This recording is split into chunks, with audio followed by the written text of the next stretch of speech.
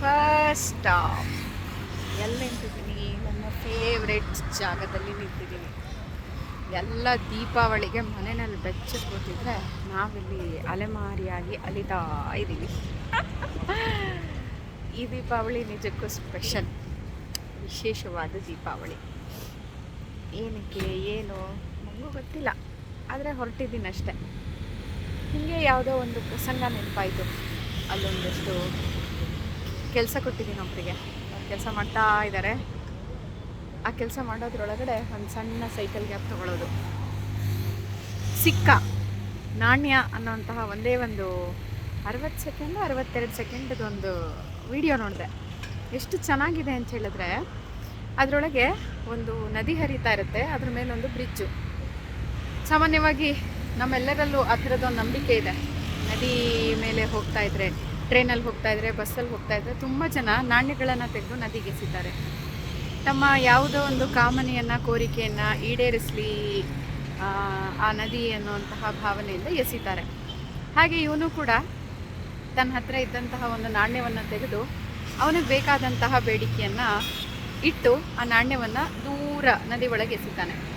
ಪಕ್ಕದಲ್ಲೊಬ್ಬ ಅವನ ನಾಣ್ಯ ಹಿಡ್ಕೊಂಡಿರ್ತಾನಲ್ಲ, ಪಕ್ಕದಲ್ಲೊಬ್ಬ ಹುಡುಗ, ಬೇಡವಂತಹ ಹುಡುಗ ಒಬ್ಬ ಆ ನಾಣ್ಯ ನನಗೆ ಕೊಡ್ತಾನೇನೋ ಅಂತ ಹೇಳಿ ಹಿಂಗೆ ಕೈ ಒಡ್ಡಿ ನಿಂತಿರ್ತಾನೆ. ತಕ್ಷಣಕ್ಕೇನೆ ಇವನು ಅವನನ್ನು ನೋಡಿದಾಗ ಏನು ಬೇಕು ಅಂತ ಕೇಳಿದಾಗ, ಇನ್ನೂ ಏನು ಮಾಡ್ತಾ ಇದೆಯಾ ಅಂತ ಕೇಳ್ತಾನ ಹುಡುಗ. ಅದಕ್ಕೆ ನನ್ನದೊಂದು ಕೋರಿಕೆ ಇತ್ತು, ಅದಕ್ಕೋಸ್ಕರ ಕೋರಿಕೆಯನ್ನು ನಾಣ್ಯದ ಮುಖಾಂತರ ನದಿಗೆ ಹಾಕಿದೆ.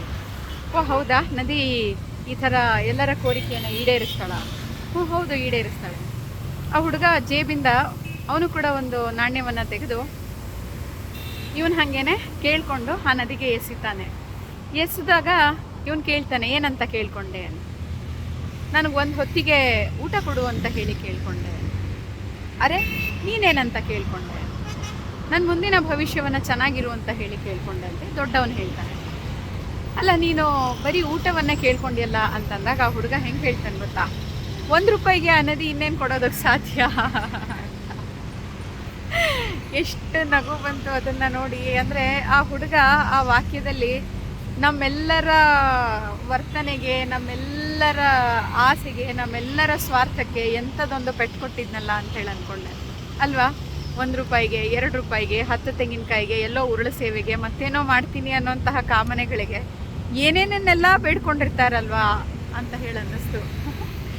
ಮನುಷ್ಯನ ಈ ಗುಣವನ್ನು, ಈ ಸ್ವಭಾವವನ್ನು ಏನಂತ ಹೇಳಿ ಅರ್ಥೈಸಬೇಕೋ ಗೊತ್ತಾಗಲಿಲ್ಲ. ಹಾಗೆ ಅರ್ಥೈಸ್ಕೊಂಡೇ ಮುಂದುವರಿತಾ ಇದ್ದೀನಿ ಪಯಣದಲ್ಲಿ. ಶುಭ ದಿನ ನಿಮ್ಮದಾಗಲಿ.